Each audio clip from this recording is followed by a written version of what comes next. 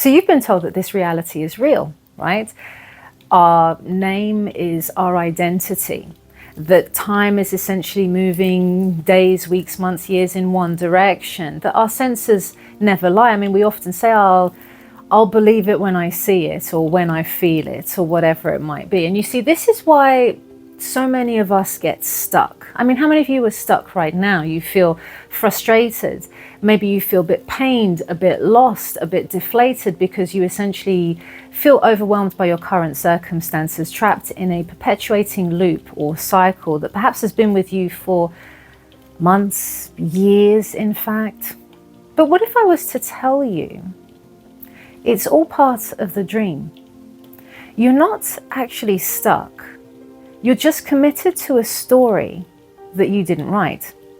Your identity is not actually who you are, but it's what society, friends, media, parents, school, it's what you've been programmed to protect. It's what you've been given, a bunch of ideas, a bunch of limiting beliefs that never actually belonged to you, but were just adopted by you. Your fears, your insecurities, the fact that I must work really hard to get money. Only the lucky few become millionaires, right? Well, it's really hard to start your own business. All the sexy girls cheat. All the handsome guys that I like, leave me for someone else, or whatever it might be, right? We're absolutely bombarded with limiting beliefs. So I've got to heal before I can have what I want. In order to rewire my subconscious mind, I've got to repeat endlessly, numerous times, like a crazy parrot. It's like all these limiting beliefs imposed upon us, fearful limitations that we don't even realize. And you know that every time that you defend, and we do, every time that you defend your limits, you're arguing for your own enslavement. Let's sit with that for a bit. Every time you argue and defend your limits, you are arguing for your own enslavement. And we do this all the time. I see this even with my clients. I don't realize that they're doing it. How many times people come to me wanting to, of course, change. And I teach you guys freely on here how to manifest. You don't need to know how to manifest. But in my consultations, my aim is to change your state, to reprogram you. And I do various ways of doing that. If it's not hypnosis, it would be a cognitive behavioral style challenge.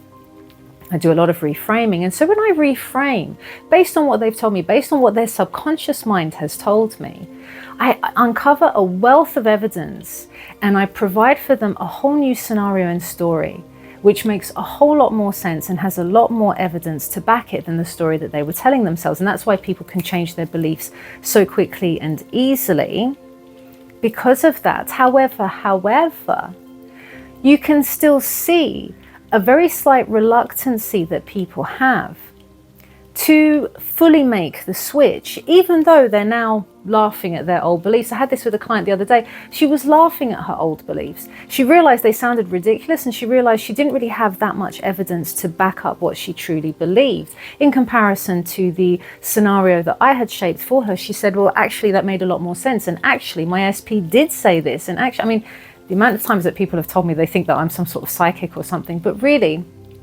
reframing and understanding human psychology makes it so much easier. So even with that, they still struggle. And I don't blame you, because you can still struggle to feel chosen when you're used to not feeling chosen all the time, when currently in this moment you're feeling rejected, for example. They struggle to believe that they ever were loved, even if their family member or this ex or this whatever, is showing them an abundance of love, but they can't accept it. They were never able to see it or accept it because they're occupying the story of not being loved. So of course, it can be quite difficult for us to want to leave that old story behind. You see, people think that, we're afraid of change as human beings. But the thing is, the real fear that we have is not that we're afraid of change. We're actually afraid of losing the identity that we had built in order to survive. It's very different. Listen, we are fearful to lose the identity that we had built to survive. That's where the fear is. That's why you feel resistance to change. And that's why many of you do require that deeper dive work to go into the root cause of things. That's why it's harder for you to make change on a surface level with a bit of scripting or a few affirmations, right? Sometimes we need a bit more. And this is what I'm going to do with you today in this video, because what I'm sharing with you was actually never hidden. It was buried under your loyalty to a lie. But this is what I'm going to do today. I'm going to actually aim to uncover the layers and start to release the truth within, which is going to set all of you free.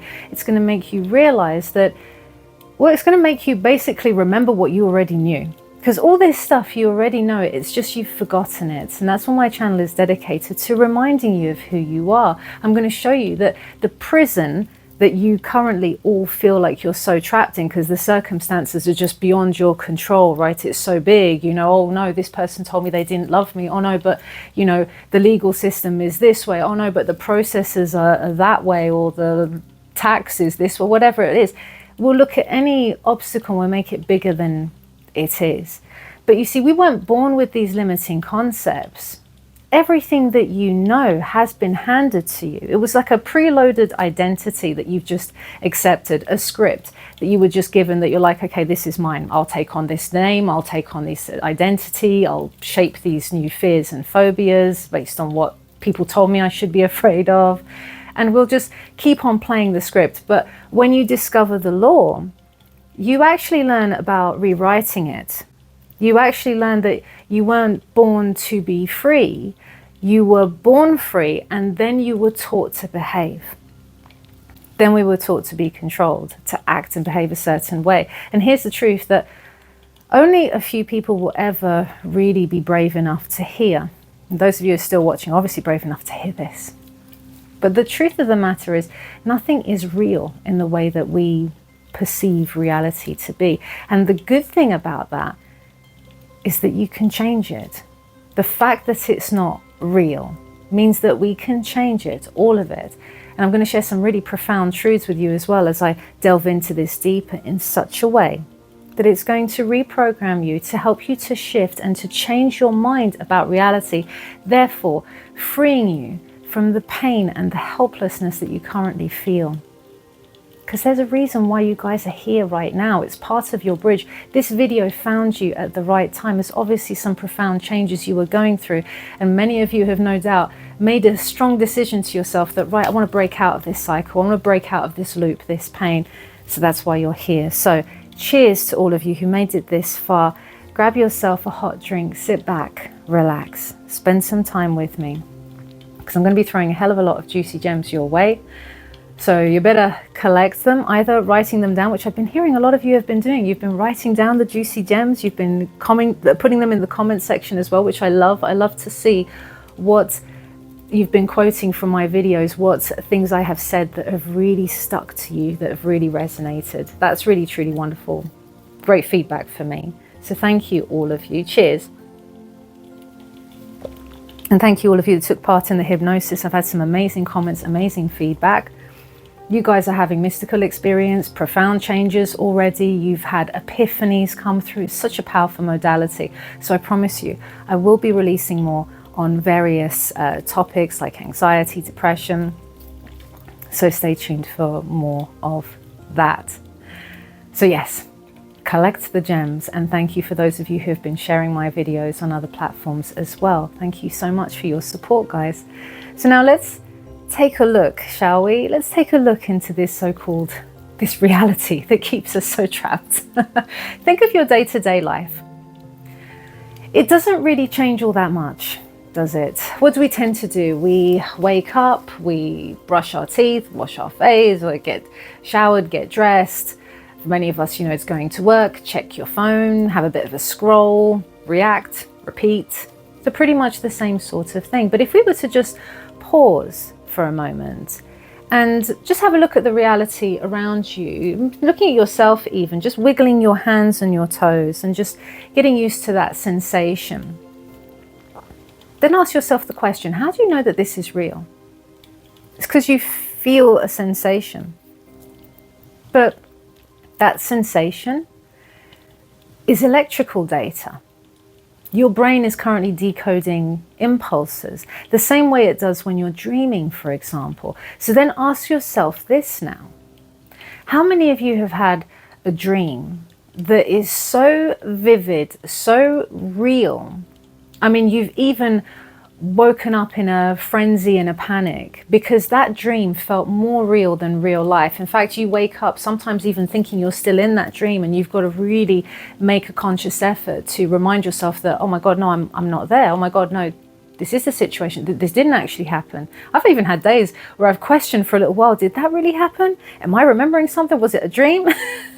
And then it kind of vanishes, right? That reality that you're experiencing, so real and vivid, vanishes the moment that you wake up, you come to, you open your eyes. So what makes that moment different in terms of what the experience that we're having? What if the current reality I'm experiencing now is just a really vivid dream that I haven't woken up from yet? It's an interesting thought, right?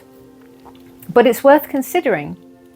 Neuroscience in itself is slowly catching up, and they've confirmed what the mystics have known for a millennia.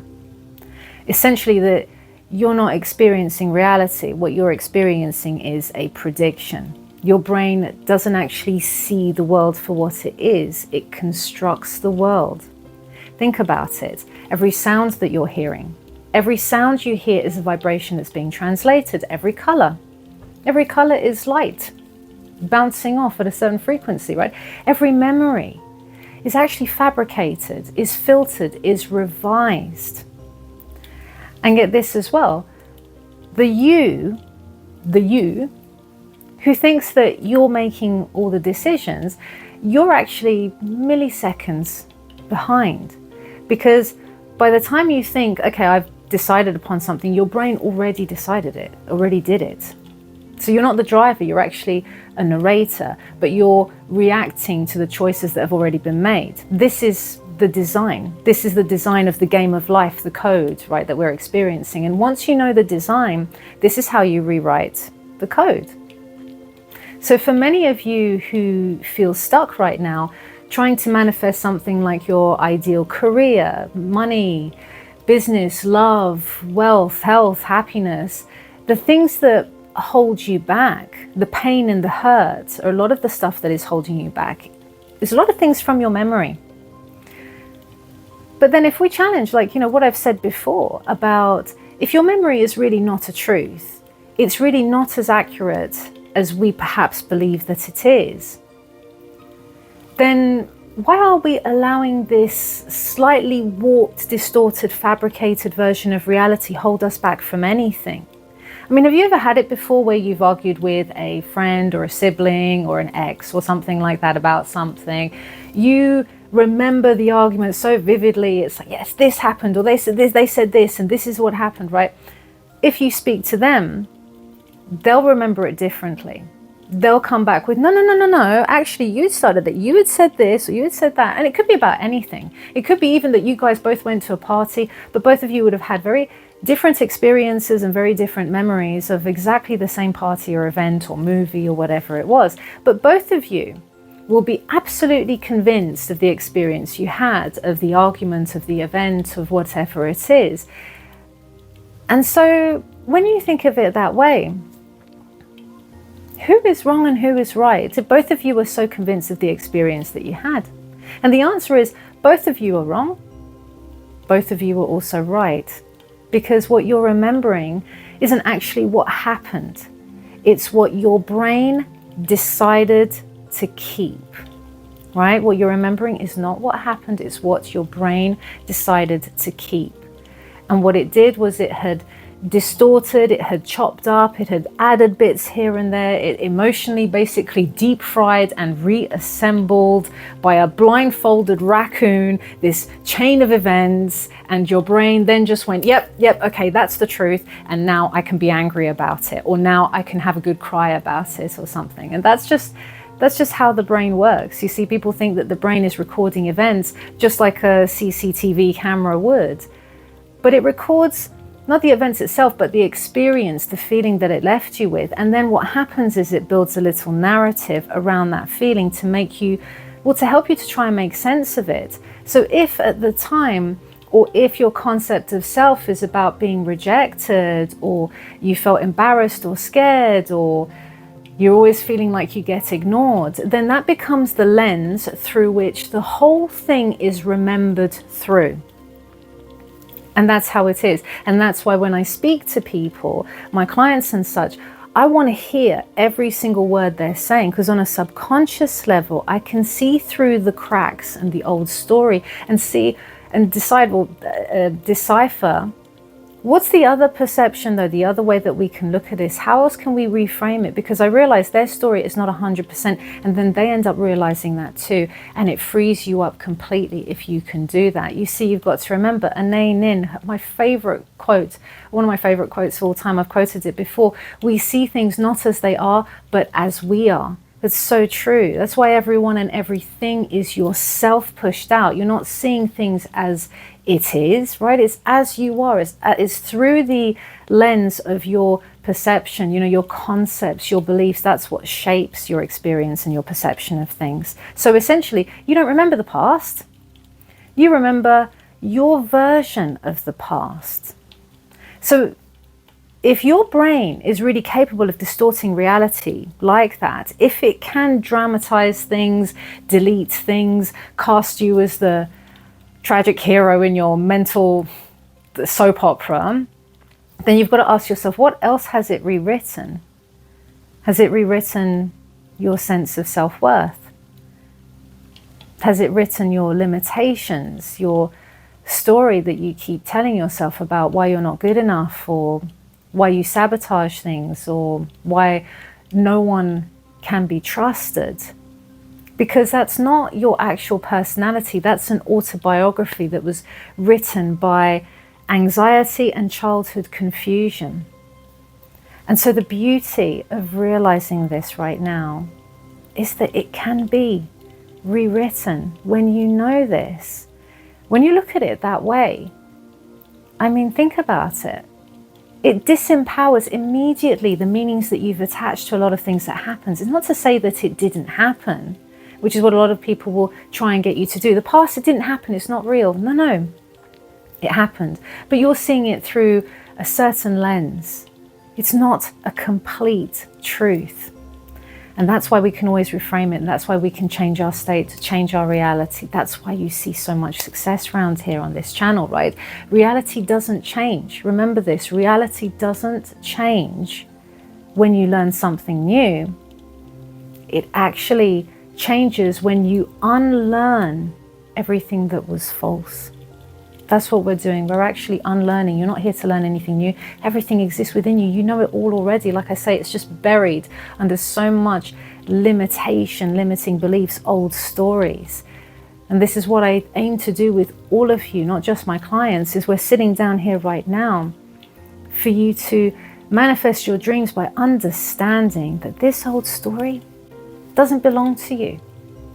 These memories, the ones that keep on looping around and twisting in your mind, keeping you trapped, stuck, keeping you believing that you're not good enough, that you're never going to get what you want and stuff, it's all lies. And I hone in to reprogram by giving you the version of yourself that already has it, by directing you to occupy that version of you, access it, activate it. It's already in you. We're just waking it up. That's what we're doing. We're not trying to learn to become it. It's just waking it up, accessing it now, choosing it. Because your perception warps, your emotional filters realign.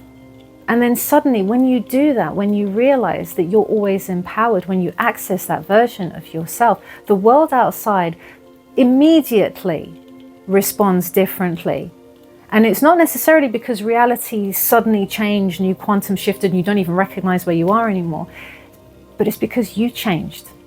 That's the thing. That is the biggest sign of all. It's what I keep saying to you guys. But really listen closely. That's why it's important that you come back to these. Come back to these videos. Come back to the message that I'm saying. More and more of you are doing that. And you're saying, oh my God, there's some elements that I didn't see before. There's some elements that I completely missed. Of course you did, because you're changing states all the time. So what other juicy bits of information have you been missing that I've been teaching you here? Take it on board.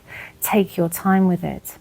You see, the mystics called it Maya, the cosmic illusion. And it's not just the illusion of the outer world, but it's the illusion of the fact that the you is experiencing it. Buddhists, same thing, they called it anatta. essentially the doctrine of no self. And it's not about the fact that you don't exist, but it's that the you that you think you are, the one who's got these memories and old stories, the one with the Spotify playlist that has some poppy songs that perhaps are your guilty pleasures that you don't want anyone else hearing or knowing about. That version of you, it's temporary. It's a temporary construction. It's not the architect. Modern neuroscience as well, as I said, they're slowly catching up. You know, we abide by the sciences, we believe them to be fact, but really science is still very slow in catching up to all of this. However, they have called this a narrative illusion, which is essentially a story that your brain keeps telling itself to make sense of the billions of electrical signals. And so that story isn't you. It's just a mask that the mind wears in order to feel like someone is home. But you're not the mask, right? You are the mirror that the mask is reflected in. So listen to this closely, not just with your mind. Listen to this with your awareness. You are not your name. You didn't choose it. It was given to you. You are not your thoughts. They arise on their own. You do not summon them. They just appear like pop-ups in your mental browser, right? You didn't choose your thoughts. You didn't write your beliefs. You didn't build your identity from scratch. So then, who exactly are you trying to be right now in this present day? Let that sit with your nervous system for a while. Let it just rattle the illusion that we have just been asleep to this whole time, because there is a deeper truth to all of this. What is that famous quote? The self is a hallucination, hallucinated by a hallucination. That was by Douglas Hofstadter. I mean, think about that. That's what reality is. How about I'll go for something a bit easier, Alan Watts. You're not a noun, you are a verb, a happening, a process. Right.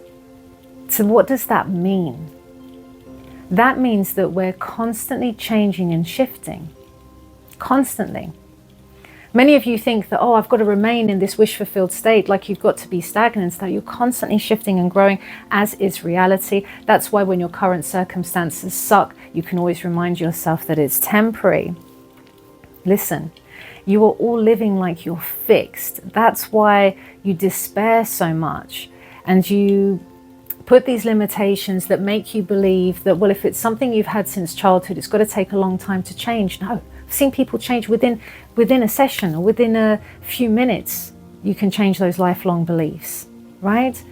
The past, if we look at those memories and how warped they are, don't take them on as your identity, because they're warped, they're mixed, they're mishmash, right? Remember, the blindfolded raccoon is trying to put this together, trying to make sense of these electrical impulses, right? You're carrying your memories like they're debts that you never ever agreed to play. You never agreed to pay them. So let's have a look at this another way, in a more involved or a bit more fun, a bit more fun. Let's play a little kind of game. What if I was to get you to just imagine for me, if you will, that you were born in a different country. You were born into a different culture, a different language, alternative religion, different skin, different name. Think upon that for a moment. Would you still be you, the you that you know to be true of yourself? No. Completely different. Completely different, because identity is not something that you discover. It's something that you're programmed to believe. And that exercise alone gives you that experience of how different you would actually be, right? Because your brain doesn't actually care about the truth. What it cares about is coherence. And so it wants to fill in the blanks in order to keep the story and the narrative smooth. Even if that story is a lie, it will fill in the blanks. Just to give you that experience. And that's why you always feel like you are a consistent version of yourself. It's not because it's true. It's not because your brain is being horrible to you and wanting to just kind of deceive you in any way, right? But it's because your brain is designed to stitch these thoughts into a narrative that feels stable, because stability is safety. So even if it's made up of tiny little fragments of little pieces of the puzzle, even if you've changed completely since last year, your brain is still going to do this for you. And that's the trap of it, because if you believe the story completely, then you become bound to that story. And it's not a problem if it's a positive story that helps to empower you, but unfortunately for most of us, the stories that we really allow to infiltrate, the stories that we end up owning, are the negative ones. But then we have to understand, and that's why this lesson is so important, that you're not the story, but the space in which this story happens. You're not the thoughts, you are the awareness that is watching the thoughts rise and fall like the waves in the ocean. That level of detachment is going to empower you, because you realize then that you're no longer acting in any of this. You're actually the author, and you can change the character, change this narrative at any time that you choose. Some people do it with simply a level of, oh, I'm frustrated, I've had enough, right, that's it. You know, I'm going to start to go to the gym now. Or no, that's it, I'm quitting smoking. Or you know what, that's it. I'm going to travel, I'm going to do this. I'm actually going to get this business off the ground. You don't need to heal. You don't need to, like I say, you don't need to do anything else like that. You can manifest as simply as that. But what about if we just thought about and reframe healing as well for a second? Because I think many of you have fallen into this trap. And that's the thing with the self-help community as well, that yes, it's a journey. Yes, as a byproduct of going on this journey, you do tend to become self-aware, which can feel like you're healing a lot of things. But healing is not something that you have to do before you can achieve something. Healing isn't about fixing yourself.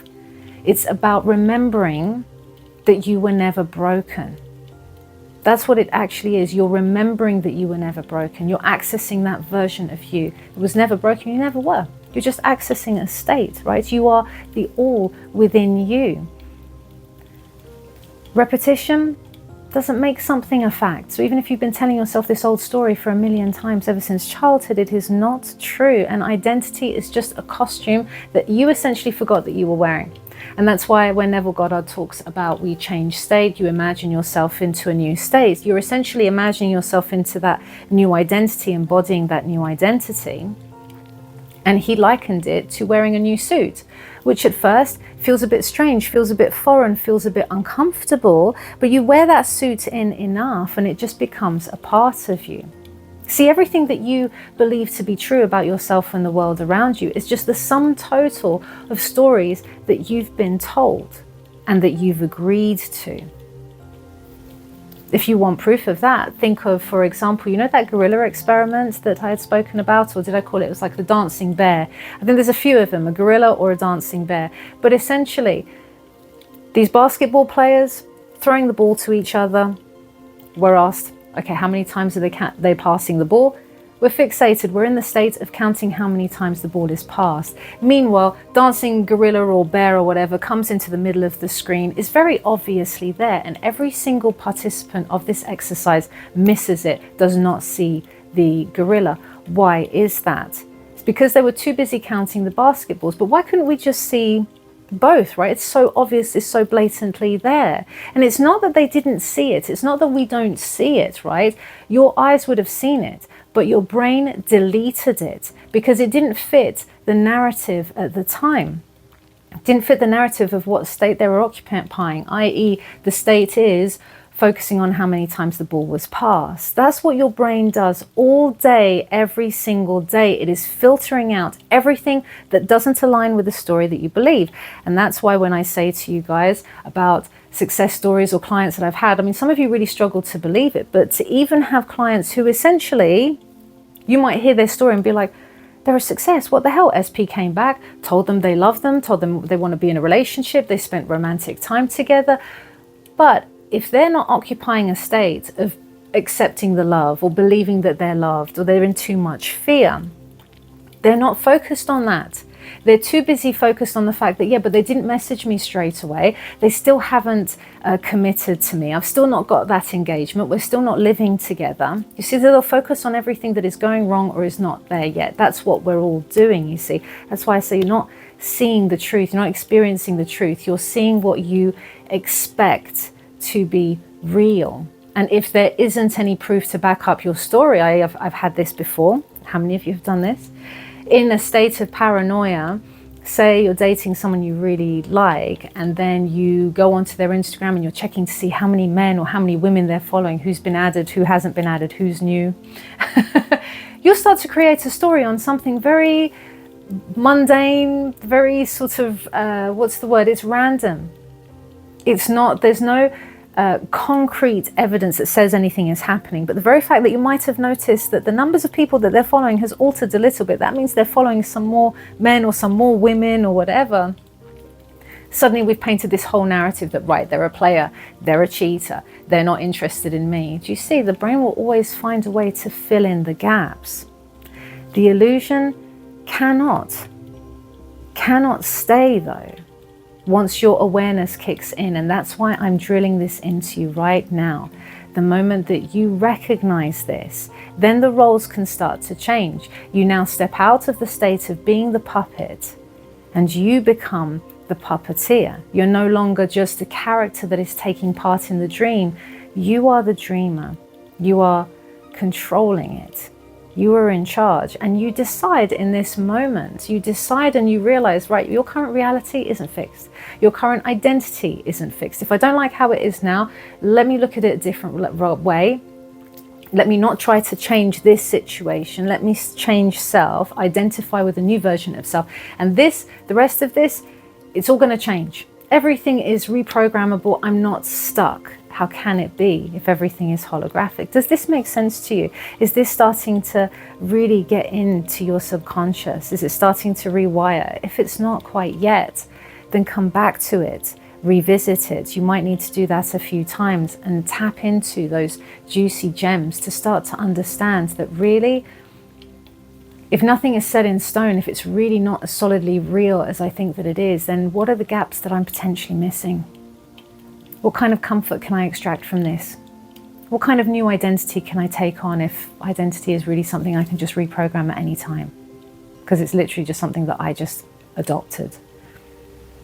Think on that. Thank you so much for all of you, for being here, for your constant support. I love you all, and I'll see you in the next video.